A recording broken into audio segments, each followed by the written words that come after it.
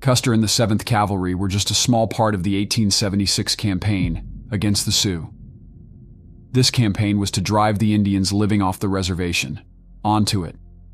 The Crows had complained to the U.S. government in 1873 about their bitter enemy, the Sioux, violent incursions into their land, and in turn the Sioux were angry over incursions into the Black Hills by whites.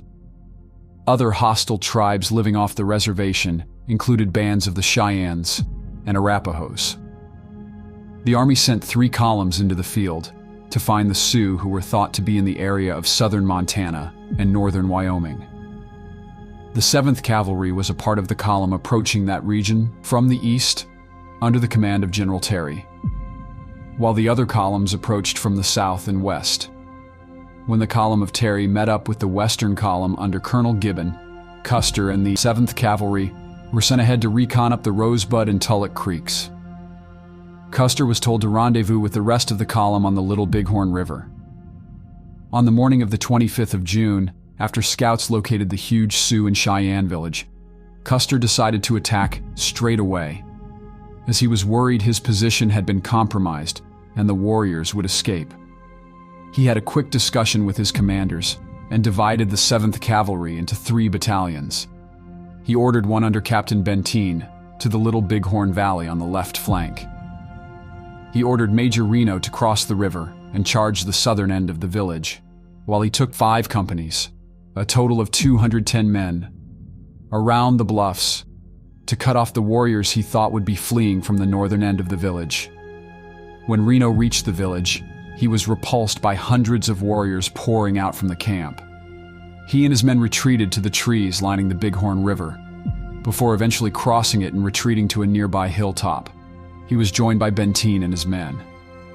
Custer had no idea that Reno had retreated and continued on the northern end of the village.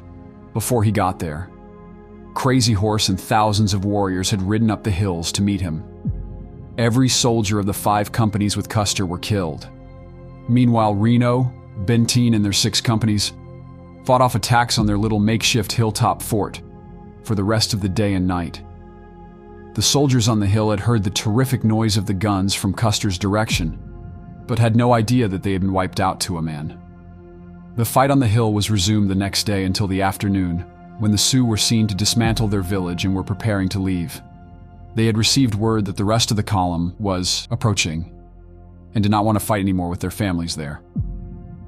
On the 27th, the scouts of the combined column of Terry and Gibbon came upon the battlefield. Scout Henry Rice informed Terry and Gibbon, "I have a very sad report to make. I have counted 197 bodies lying on the hills." "White men?" Terry asked. "Yes, white men." The whole command could barely believe what they were hearing. On reaching the battlefield, Colonel Gibbon said, "I came upon the body of a soldier lying on his face near a dead horse. He was stripped, his scalp gone, his head beaten in, and his body filled with bullet holes and arrows. Close by was another body, also close to a dead horse, lying like the other on its face, but partially clothed, and this was recognized by one of our officers as the body of Captain Donald McIntosh. One officer said that eyes had been torn from their sockets, and arms, legs, and noses had been wrenched off. Many had their flesh cut in strips the entire length of their bodies, and there were others whose limbs were closely perforated with bullets, showing that the torture had been inflicted, while the wretched victims were still alive." General Edward J. McClernand, who was attached to the Montana column, observed, "On top of Custer Hill was a circle of dead horses with a 30-foot diameter, which was not badly formed. Around Custer, some 30 or 40 men had fallen, some of whom had evidently used their horses as breastworks." Colonel John Gibbons recalled, "Numerous dead horses were lying along the southwestern slope of Custer Hill. On the very top were found 4 or 5 dead horses which were swollen, putrid, and offensive, their stiffened legs sticking straight out from their bodies. Close under the brow of the hill, several horses are lying together, and by the side of one of these Custer was found. The bodies were buried, without the use of digging tools, in shallow graves that sometimes were just a thin layer of dirt and brush covering the body. The column got away from the battlefield as quickly as it could due to the flies and heat, which had turned the environment toxic. One Cheyenne named Lost Leg returned to the battlefield days later to look for horses and ammunition. He said he could smell the battlefield from a long way off and could not enter it because of the toxic smell. The shallow graves were marked before the column left. Officers' names were written on pieces of paper, rolled up and slipped inside a spent cartridge, then pounded into the head of the stake for later identification. The privates were recorded where they fell but were not personally identified.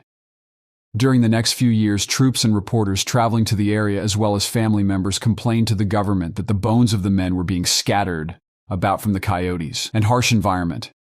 The government said that it would cost too much to accomplish the task of a decent burial. But in 1877, after much pressure on the government, a team of soldiers were sent to rebury the bones. This they did, but during the next year the bones again came to the surface.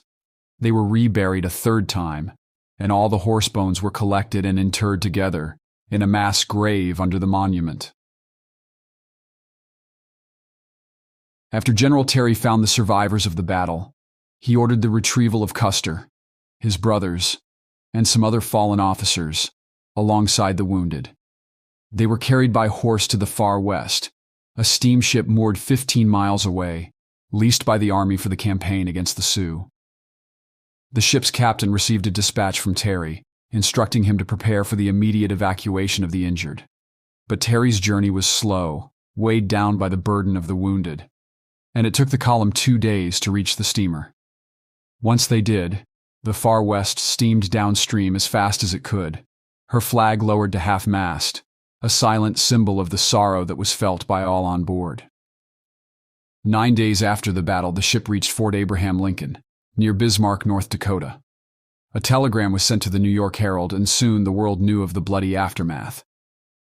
The nation mourned deeply, with both citizens and officials calling for immediate justice for the fallen soldiers of the 7th. In the years that followed, the Plains tribes would bear the full force of the government's vengeance.